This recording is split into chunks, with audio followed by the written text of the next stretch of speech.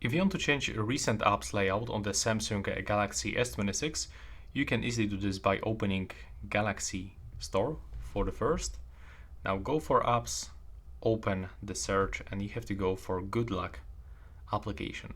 You have to download it, open, and next we have to download the additional plugin that will allow us to actually change the recent apps layout.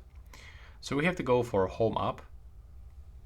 This is the plugin that we want to download, and go for Task Changer. You have to turn it on and open it. And here, as you can see, you can find tilt, stack, grid, a vertical list, slim list. So take a look how it looks right now. So that's up to your preferences. You can even get the circular list. And yeah, that's actually everything. You can even add the search button if you want, that will be visible at the top. So there's like a lot of things that we can customize on this phone. Thanks for watching.